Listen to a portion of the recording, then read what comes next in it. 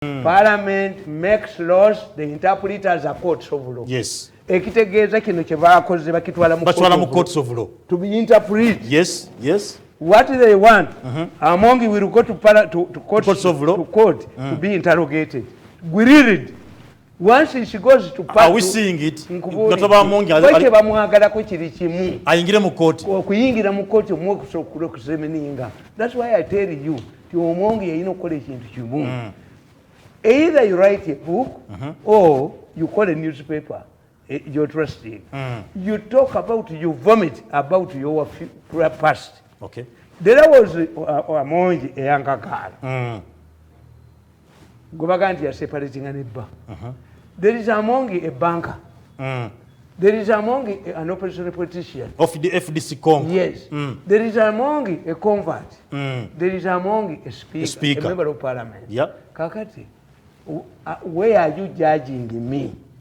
When I focus on back parliament, you examined my past. Name Peter.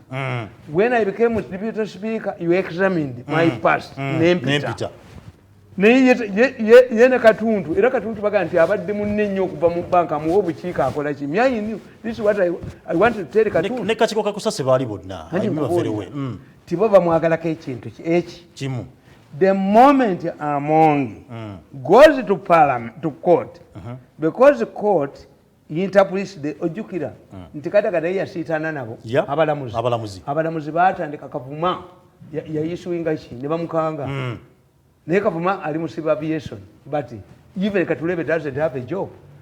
Ekitegeeza bombi Katulebe ne gundi bafaanagana ne kavuma bafaanagana kakati ekyo tokakikangire ate unlike Katulebe and kavuma boba n'abalamuzi beekolera ki changes ne bafuna sente zaabwe abalamuzi baatandika okulwanyisa parliament ku buli kintu until Kadaga gave in n'abakkiriza mufuna access to national coffers emyaka 15 emyaka emekanga nga parliament bagiremesezza okuba nti ekola nga buli muntu yenna addukirawa mu kooti buli mwaddukira mu kooti until Kadaga gave in n'abawe bye baagala. So tugenda kulaba ne Amongi nenga asalindengange naye agwa mu kintu kyekimu. Amongi baagala by the time changes are made kubanga mweyo mu parliament omwo mulimu amateeka mangi agagenda okukyuka. Olaba baali baddukiddeyo ng'ono yadduka Makerere oyo Tayebwe yadduka Makerere ekizimbe nekikwata omuliro ne bava mu document kano kasajja akafekete ka new business kaka Chinese to construct. Is it to construct or to arrest the arsonists? This is why ever since the government failed to arrest abayita amasiro amasomero gakwata omuliro.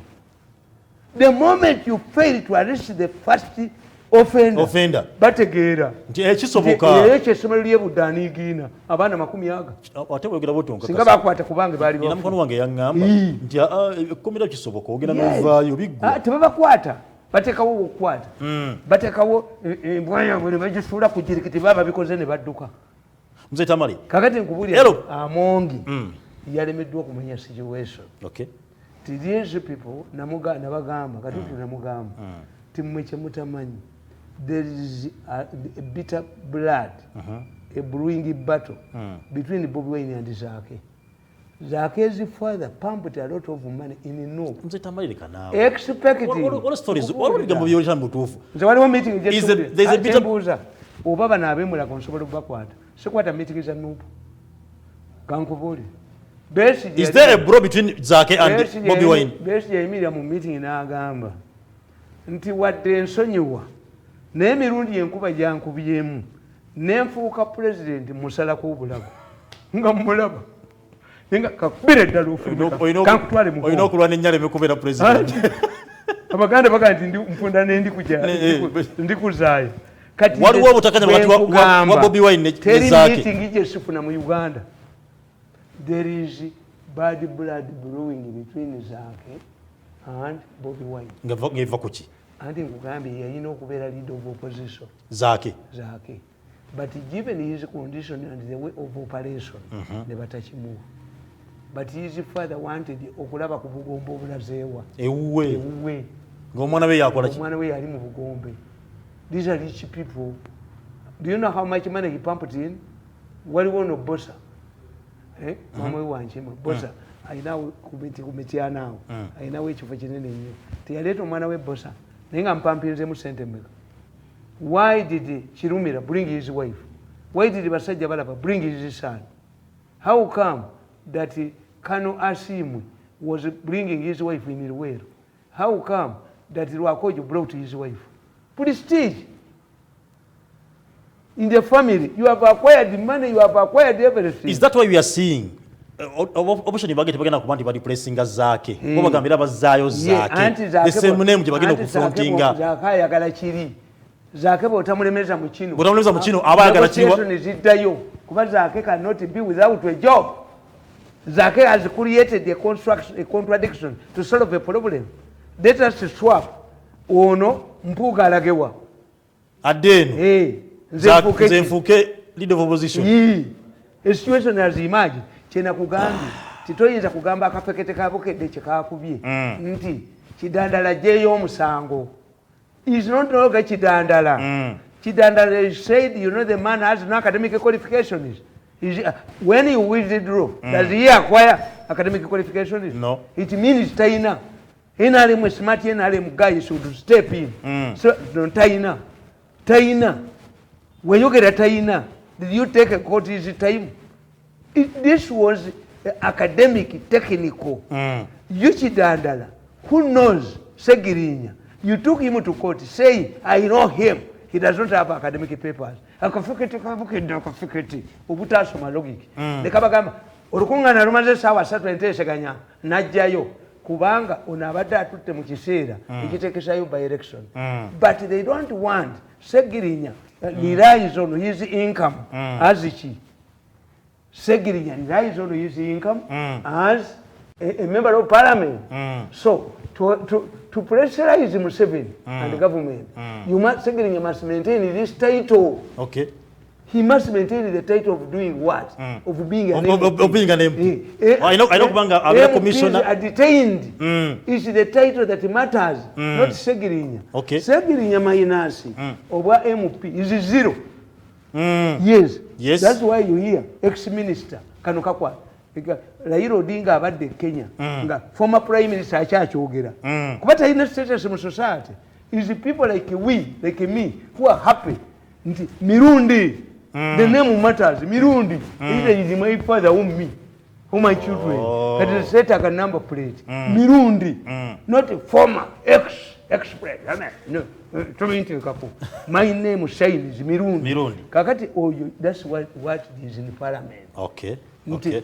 Parliament enacts laws, but the courts interpret them.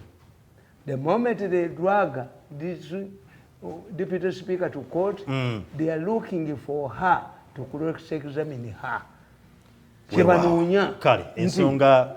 New realignment. We shall have a speaker, a deputy speaker, ministers, who reflect the current situation. Duli Museveni moved in with the fire brigade. Yes. Museveni moved in with the fire brigade. Nazikiza omuliro. Nadia nono tayebwa namugamba nti chief whip. Naye namuteekako ono musajja yali minister wa local government. Omutolo musajja omukulu. Ngamutegedde ndi ono muferi. Taba Sudani tabawa. Emakerere ettaka alimazeewo. Kabanyolo ludda. Lyali lyekitammwe. Bajjo bakwatirano ku Kabanyolo ekyo kati zijja batokota. Lino eryavumanga abantu lyampumako. Asula mu kikeera asula ne mugagwe. Wagenda okuzimba kayina gwe Tango Ndoyinga ninanya. Don't mention your name. Raila Odinga kanimvero. Ovuddeyo kubba bakubbisa bwerere Makerere. Kati okyamulya Tango Ndoyinga avuma abantu. Bamukozesa. Kukozesa ne bakanyuka kujirikiti embwa ne bone badduka ne bagenda bajoge walala ne badduka. Naye bagenda bagati ayina emmere etabula gwata. Buli gwe bajoga enkyene bakomyawo. Senda bulaba Sempija bamugamba yatenteza amawako. Akasajja keruka yakawere digine. Kati ali mu mizinga. Kati tubuuza ono Sempija ali mu mizinga. Ye yatenteza amawako. Balwamire mabamufumula mu sente z'enzige. Najje wange ng'akaaba jjajja bantwala jjajja bandi bubi ne mukubira embooko ewange teyadda. Mulinze lulala. Mulinze lulala ng'akomyewo. Bw'otanza sula sikufaako naye nkulinda abakutwala bajja kuzza. Akomewo. Kati ali mu mizinga namulaba Kongo naye nga yerwamira mamwali zo sente zenzigete yali awo bagoba embwa balwamirama bagula bisimbe yali mu mizinga huhu tasobola nakuwandika baserikale basatu kalungu endereya teyinza munnanga nebintu ebyo sibibeeramu politikiseewo ekivaano ninkutera ninkugula ninkujoga ninkugula politics is a partnership, mutual respect and future relationship. This was humiliation. Go waba. I must humiliate you to get this. Mzee Tamale, government yavudde ne government egenda kuba tekawo company egenda kuba ekola ku masanyalaze. N'agamba nti umeme mwaka 2000 contract egenda kuba tedizibwa bujja. Era n'agamba nti bo bana bakola masanyalaze saazi neno. Batunia nyo kyakuba nti bakola profits bakola magoba. Ali government egala kuba nti ekola kuwa service bantu. Ebbeeyi ya masanyalaze erinye nnyo. Waliwo abadde ba middlemen. Abakola masanyalaze abaga generatinga, abagakola, abagatambuza, abagala baveewo. Umeme amasanyalaze gabenga gali mu ministry ya energy ne finance gabatukanya masanyalaze. Mwatandika na UEB. Era weni yulide. Ngedya mu motoka yange. Ondete mwa katabo kange. Mbalage. Bakayita batya. Katabo ki. How Museveni. How mafia zanda mind Museveni is a policy. Okay, kabakali. Kapya kali ku women. You see, nawandika katabo back to the same mujini. Nti rero mwajijjawo. UTC mwajijjawo. Mubane butoda. Temuyinake muyina butoda. Kati waliwo omukyala n'abajozi aleeta basi n'abajozi yali mu ttaka yagoba abantu yaleeta mwe buli kamumu n'akali abatakuta n'abajozi ali buli wamu n'abajozi kakati nkubuulya n'eggamba are you going back gye twava because some of the things you are doing is that you have a new government. I don't blame in politics batugamba nti a leader must be pragmatic bw'ate sitinga ajjayo you had umeme what killed umeme because after killing Umeme, you created a gun. UEB. Tuinawo. Anti we bagenda okwewola sente ne babagamba. Nti muyina okubeera ne distribution. Yes. Muyina okubeera yo ne manufacturer. Ne manufacturer. Muyina okubeera. You must have a law. Tuinawo Uganda Electricity Generation Company. Okujjako nga mugeze electricity transmission ne distribution. Okujjako nga mugeze mu parliament mukyuse etteeka. Nti man like Madivan akola amasanyalaze mbikajjo bye mumukkiriza awayalingewa provide for private people mu katundu kalimu awo baga nti ntakke alina ekyuma ky'amaanyi nnyo asobola okwakisa nateete yagula gundi y'amaanyi generator ekolera ku crude oil ate bamubawa tumuwe ekitundu kyabire nga akikola yes waliwo busimolo gundi but now kakati bakugamba nti kaluma efulumi y'amasanyalaze naye tewali agakolaki agakozesa ne umeme yennyini ye Museveni ekimu kyayisiriza umeme mulimu abagibbira mu mbamanyi batuwe mbamanyi buli kitongole mwebali ababbiramu babigaba nadda waliwo president yavanaga nti waliwo omusanyalaze agali surplus si bano abalimu be babi waliwo Museveni tasobola kukwata ku bantu be bali mu bitongole ebyo mu buli kitongole mwebali waliwo abali mu lubiri leya yagiteekamu $400 million kitutu akyali mu gavumenti eyazibba abasajja babiri abazirya webali tebakwatibwamu Museveni yabuuza these two idiots still pleasing Ugandan air webali abasajja nagenda nembakyalira nebanga mirundi tukubulira naffe tulinga gwe tusesema ffe twalya sente atukwate tumbulire abantu babazirya tebaliiwo wali kyene tuli agenda they are moving babaga nti if you take us to court you must have a judge ng'ate agenda tuwa bail tatuvunaana kubba tisife twazitwala kitutu nagoba engineer Lutwama namugobe yali alwanyi kitutu bwende kubakatambi ako kala mojja oli mudduka mu ligenda wetangula anti naye mugezo kitutu talina na muti gw'amasanyalaze waabo nalyo kabake ne kali kakatigomye embaale baba tebagala kunzita akulu nagenda akwata abantu abagenda bakwatayo pick up ne yefuuna singa akulo yali awedde bagenda okukwata afaananansi mukaki bawakitutu bamuvumye temuvumwako mwabavuma Museveni naye Katonda yatuyamba singa akula ye yali agirimu ne yeefuula n'afiiramu ensi yali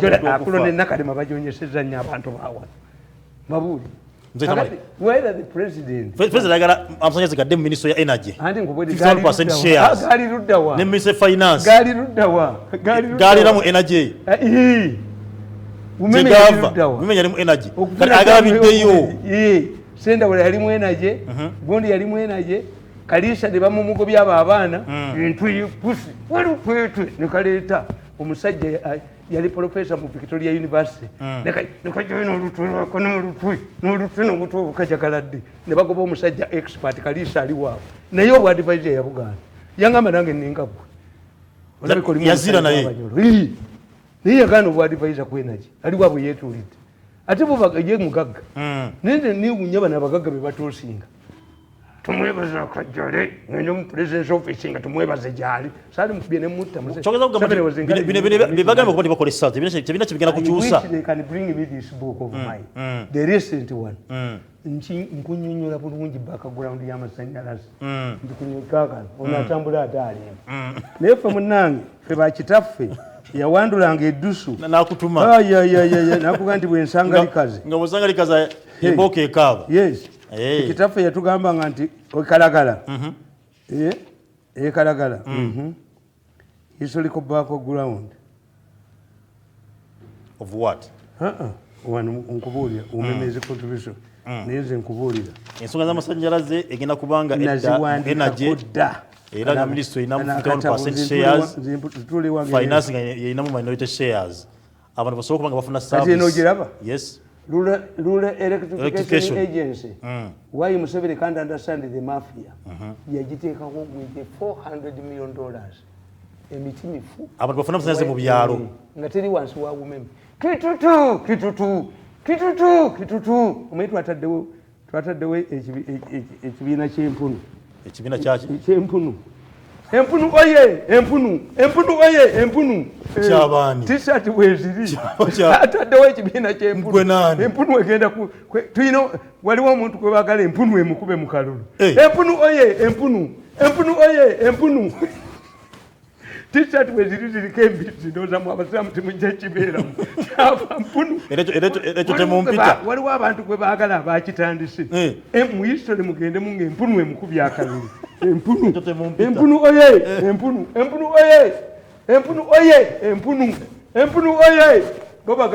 balagasatu empunu bana demokrasi byaleeta demokrasi kakati abo bakika kya mpunu abo bampunu nabagamba nti nabagamba nti changes abazungu gye bakola bakuleetera baconstructing Amalago Hospital when the British were going away after 70 years ne bakola legico ne batuleetera kyabazinga ne bali forming obwakabaka bwa Buganda adde wagoyi nenkuwandikira wano the battle of umeme nakugamba the battle of umeme nenkugamba although the key interest Britain had in the control over Uganda was the source of the Nile River. As they were preparing for the post-colonial phase, in 1954, the British government provided the funds to construct the Omni Falls Dam at Jinja as a part of the package I referred to earlier. The British had set up the Native War Memorial Stadium for Uganda and the Wankuru Stadium for Uganda in recognition of the Kingdom's contribution to the war effort. The dam at Jinja was needed to provide the electricity to modern facilities like Amalago Hospital, well known that they will exit through the front door, but return through the back door. They were aware that their influence through trade and other bilateral arrangements would help them maintain footprint in Uganda's state of affairs. They knew that the colonies needed the power to facilitate a safe stay for the tourists and investors who would come long after they are gone. The Jinja Dam construction was not strongly opposed by Mengo leaders, since they too had been given shares in the project, and it was being constructed on the other side, in Busoga, the side of Uganda. The leaders in Mengo were also connected to power free of charge. This explains why there was no demand for power. In many villages in Uganda, power lines followed the influence of particular individuals. The importance of electricity was later realized at independence. at independence. On 8th October 1962, when the Duke of Kent paid the courtesy visit to Mengo, this was deliberately misinterpreted to mean granting of independence to Uganda, a naked lie which has persisted up to today, and due to high demand for the power due to various festivities across the country, electricity went off.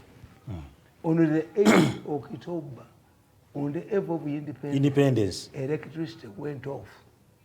There was too much demand for electricity because of the festivities at independence. Okay. Abaganda babagamba waya z'amasanyalaze bwe ziyita wonna obugimu buvaawo ate zitta batule z'abasajja. Leero yali egenda kuyita Masaka connecting Kabaale. Abaganda ne bagamba buli weyita eyonoona ettaka. Ne bakwata amajambiya. Ne bagana okuyita. Ono Katikkiro Nsibirwa yagenda Bungereza ne bamubuuza Buganda yeetaaga kinti mazzi n'amasanyalaze ne bagoba embwa. Tojjayo benzi labakagwagwa kano. You see, you must persist. That's why for us, when I tell my friend about something, masanyalaze, Bamut, the Owen Falls Dam had a lifespan of 50 years, which meant that it would be absolute, dysfunctional in 204. Yeri inakugwako mu 204. Yayina lifespan ya miaka 5 from 54. However, due to political upheavals, where people preferred darkness to light, there seemed to be no need to construct new dams. The situation changed after Museveni took power, and the country woke up from his slumber.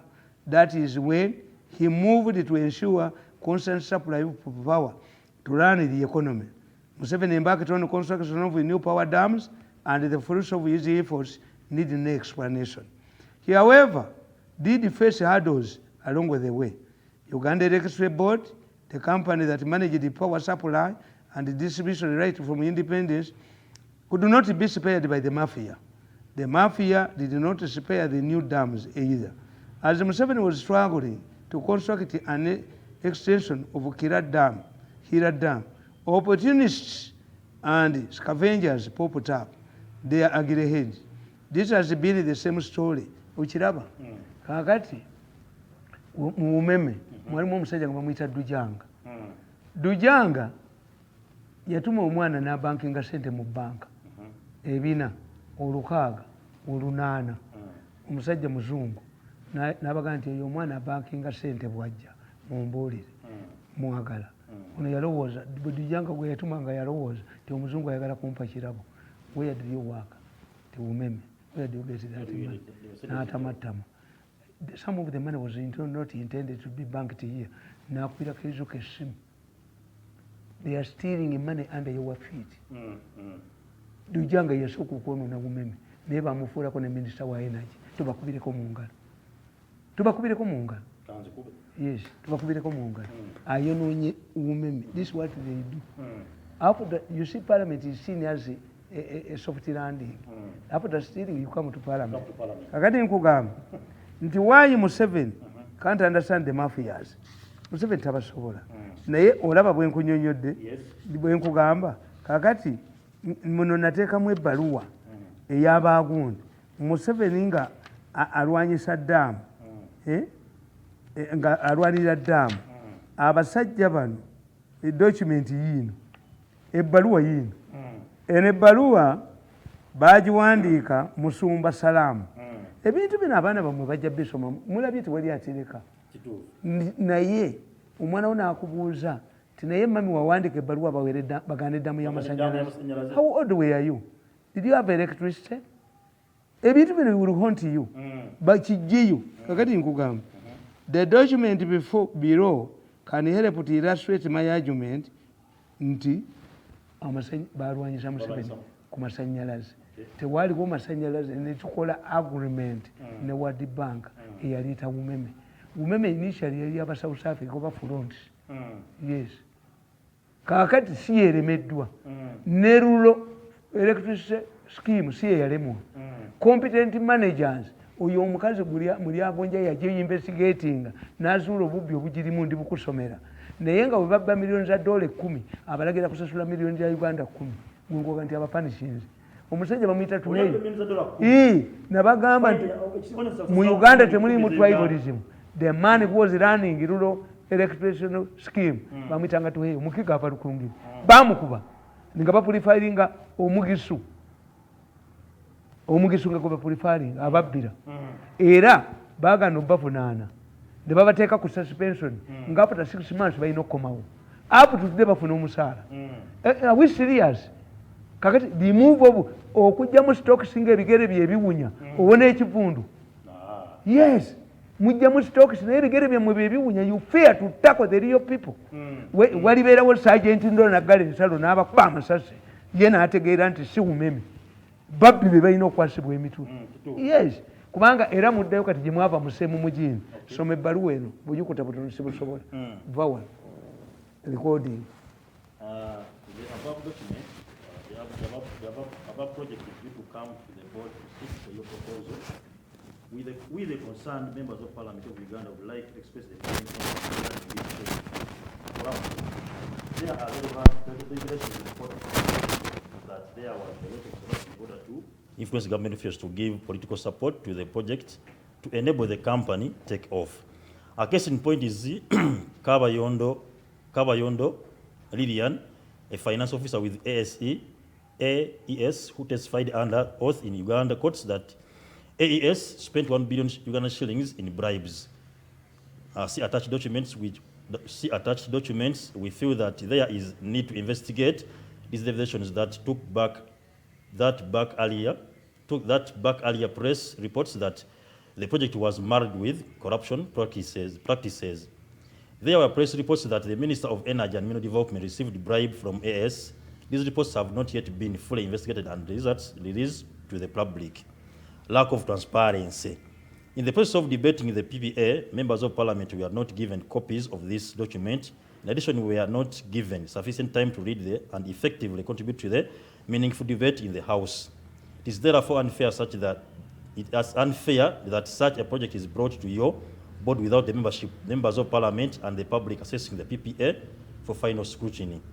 The 7th Parliament of Uganda requested the Minister of Energy and Mineral Development to give it progress reports on the above project. To our dismay, despite these requests, to date, he has never given out any reports. We also believe that the award of Bujagali falls to ASA for development as an HEP project without an international competitive bidding process was not transparent. The manner of transacting public business in an transparent manner is unfortunate. We think the current corruption practices reported against AES may have had origin from lack of transparency experienced right from the time AES started its business without the government of Uganda. Spirits, emizimu, emisambo. Bujagali is a cultural site for kakati wewuunyanga Katumba amala omuti agutidde byakiddugavu era agenda kulaba n'emiti emirala mingi naye gamba yingini omusalafu agamba yingini omusalafu mubuulire omuti omukkiriza bagumpe omusiraamu omukkiriza n'omubulira ebyemiti ayya Allah si yagukola kitonde kya Mungu bisimila nga guvaawo nanga abikkiririzaamu manyi nti wano bakulimbi nange manyi nze ntunuulira omusota bwenti ewange tebakuba misota nga sinajja ngutunuulira nengubuulira nti bwe muba mujjiddemu ebyokka nga bazzukulu mugende munandoosa ogulemerawo ngubetenta nemze Tamale siramuka kubanga ogulemerawo ngubetenta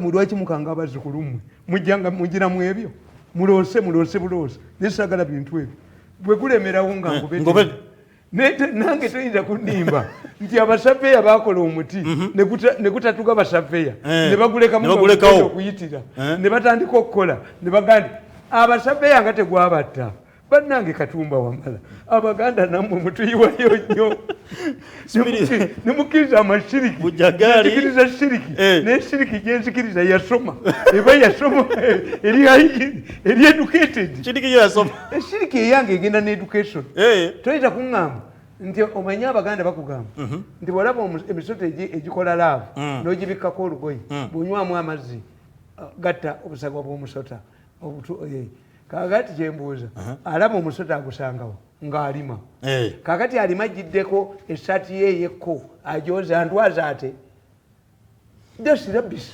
Bujagali is a cultural site for the communities in Busoga. Consultations held with the spirits. Awosomawo nnyo. Bujagali is a cultural site for the communities in Busoga. The consultation is held with the spirits. Omutisi gwe gwasooka omuti mwagwogedde mu palamenti yammwe local parliament naye bujagali bamumanyi mu World Bank.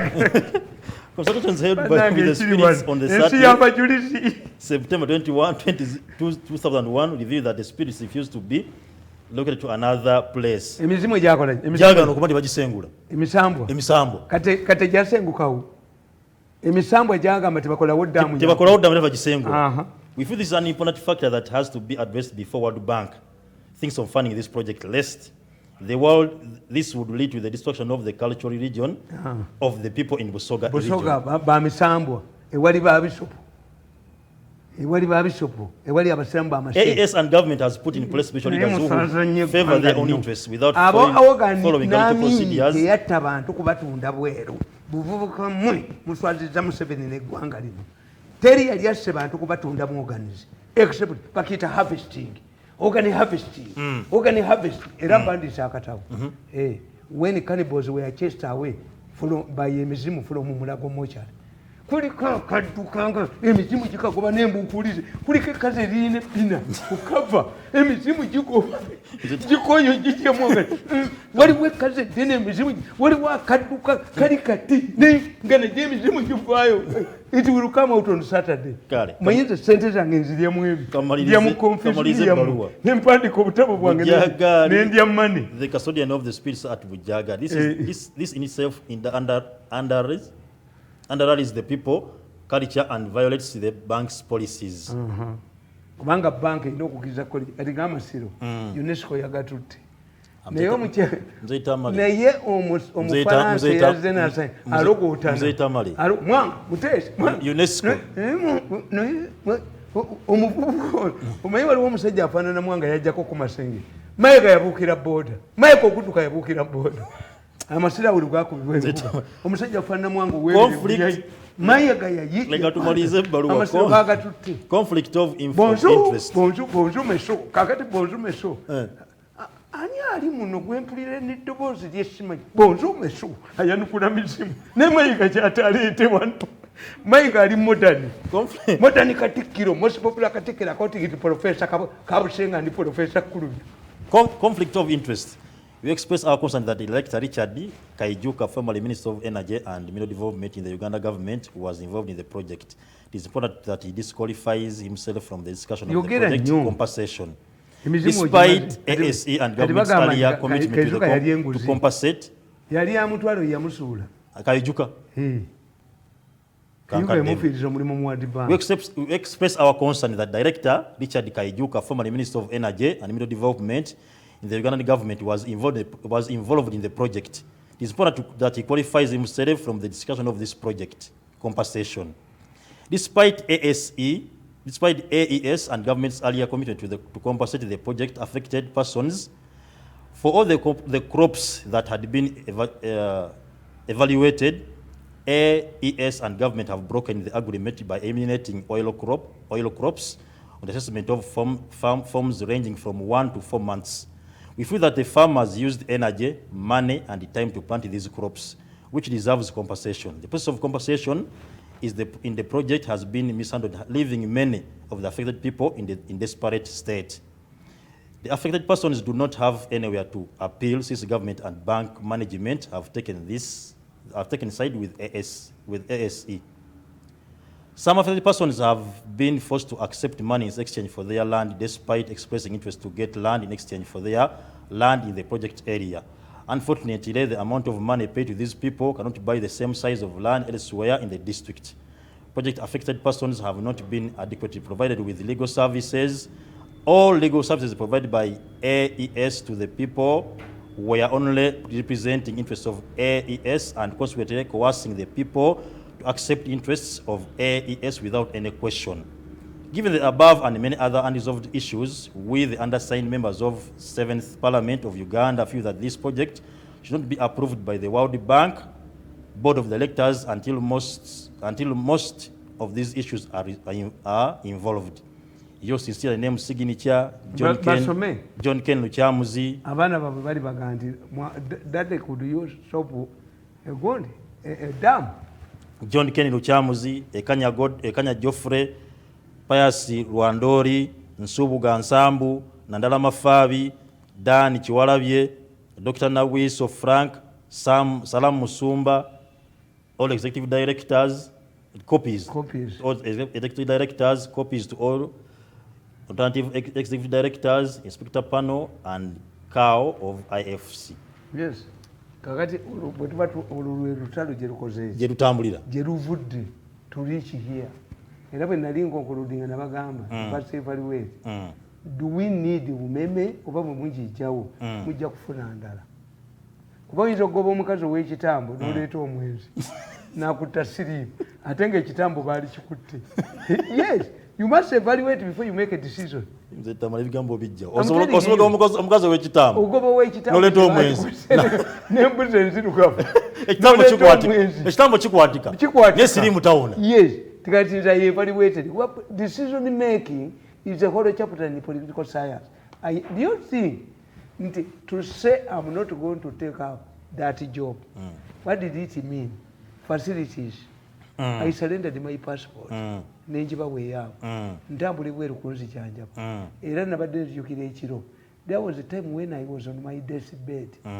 But I don't know how Mohozi got the information. Mandi awo yete yayogera. Naye ng'omuntu andeetedde $1 omutwalo gumu. I traced this mutwalo gwa $1 to Mohozi's office. Okay. Ekitegeeza yezimu. Kati ona aŋŋamba mbeere Newton nga ne ssente zaakutte zizize. Bangoba mu September ku Christmas Muhozi yampeereza ssente. Naŋŋamba muzeeyi bitabiriimu byaba nakalemu. He invested.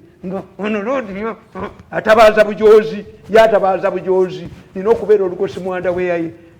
My size is bigger than his testicle. I cannot fit in anybody's pants. Teri buno obwongo. I'm a product of a sex act between Mirundi and his wife. And you see, Katonda yakola ebintu. Omufalisa tekukira eyiminga mwana. Omwana afaanana jjajjawe nga bamukoze taliiwo. Tafaanana mufalisa na bulangiti nasuuka. Tebikira eyiminga. Bulangiti nasuuka tebikira eyiminga.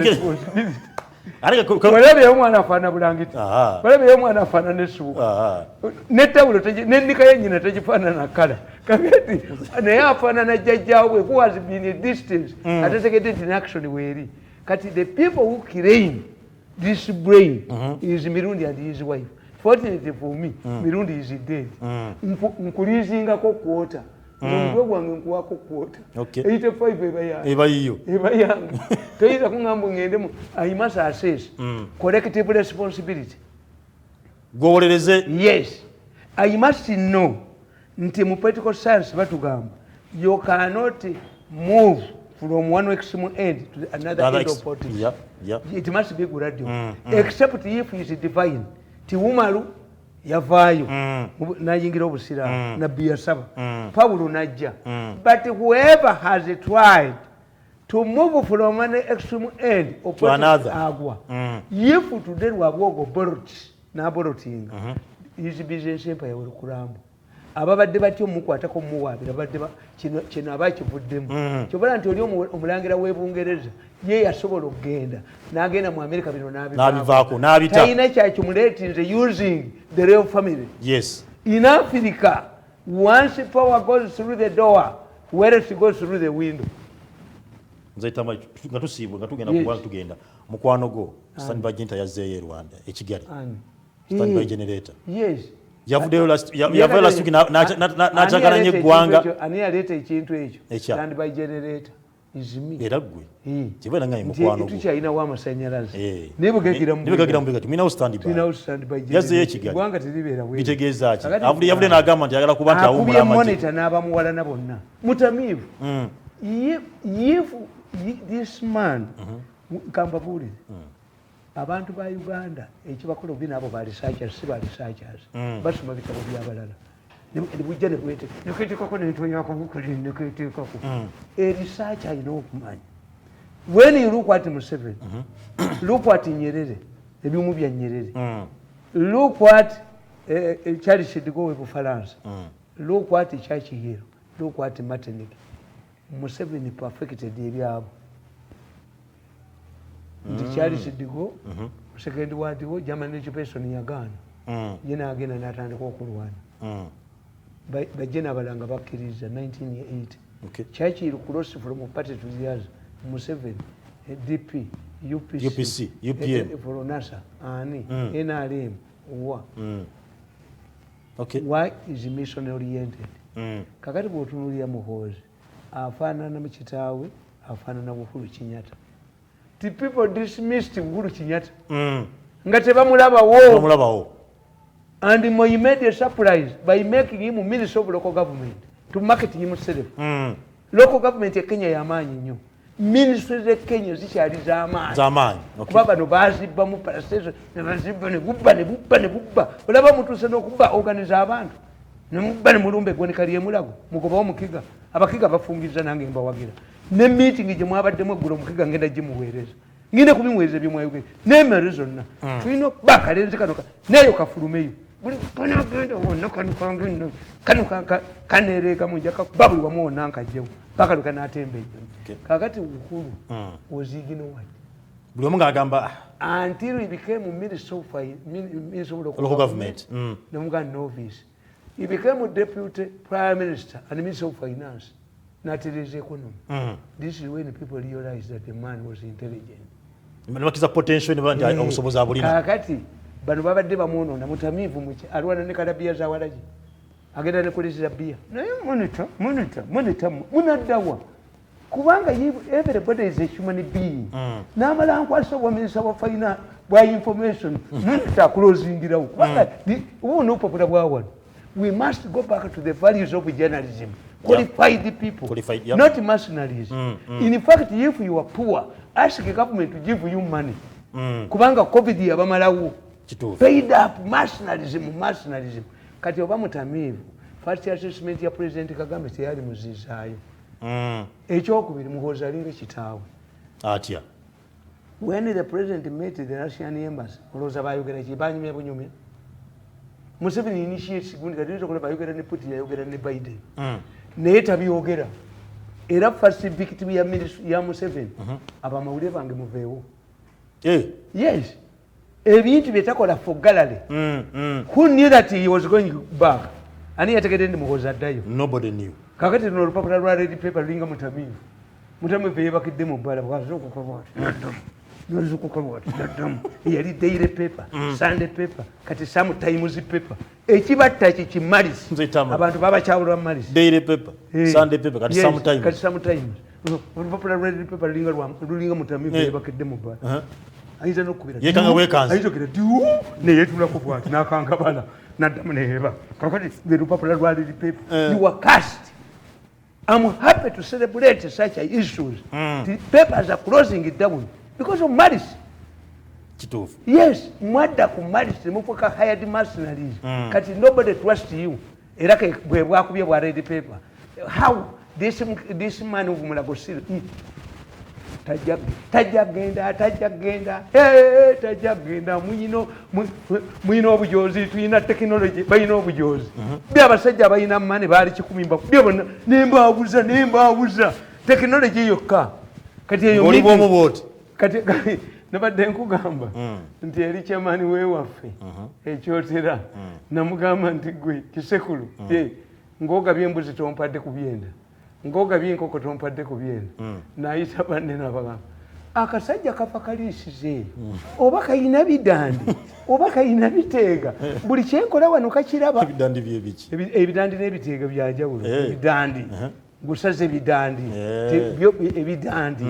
ebidandi byo tebikola ki yobola erinnya bidandi tingusaze ebidandi n'ebiteega ebiteega by'abalundi ebidandi byo bisalirawo mayembe ga kifaalu bibayita ebidandi tiagusaze ebidandi tebayita bajulizi kiggwerawo gusala bidandi bano kibayita expert okusala omusange ebidandi kisekulu Sekulo ne mulinda ne bamuweereza sente zaati ziva mu Northern Uganda oli n'azireeta ne bamuwa ne bamugamba nti Museveni yaleeta Abachina ebyuma yabiwa akasajja awo kabonyabonyeza abantu wano ti mugule essimu endala n'essimu kayingirira mu masimu omanyi nti abantu batya okunkubira amasimu no I don't catch everybody si masimu satellite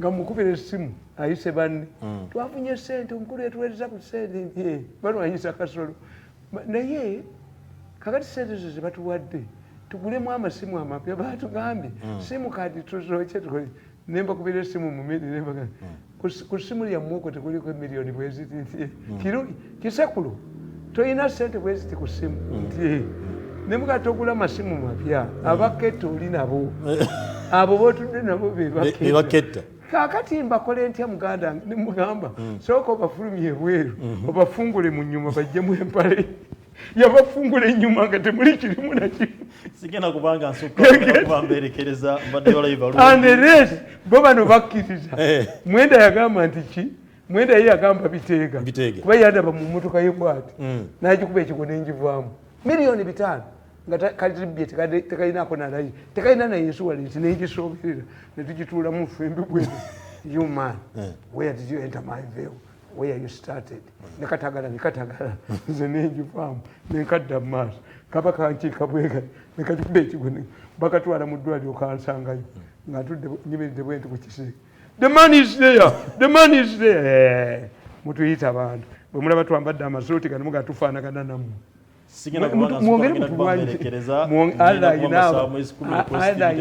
esiriki ze yatongoza nga yaziwa amaanyi esiriki mulimu esiriki ezigiriza ezaffe ezitatta zo za muganda wange Robert Mande owarwenzoli nkwebaza okuba nti obadde nga koliwa mu ne simple mu nambe bazo ko nabadde batulaba akatamu sobola okuba mu bookshop mwekali ne womukyala wali kano kali latest nakawandiika dde this book nakawandiika ikakano nakawandiika dde must have this book was authored kakebera mu wasemba this book was authored at my residence at Zana. It was completed on Wednesday, February 9th, 2022 at 8:10 a.m. before leaving my Beat FM radio stock show. God bless Uganda, the country of matters. The country of matters. Abajulizi. Nabasema abajulizi je bali okusta. Ene yate shiriki je yesiri boseza. Ne mutesa ne mu parliament mbo muti kuganye omuti Mutino kuja kwa wasani katika programu embuga era ngamba subiza ndikuwa kusoma list ya abasajja abefule banachi nga minister yagamba abasajja besunga abafagani abakazi nayogera ku BBC bashaperinga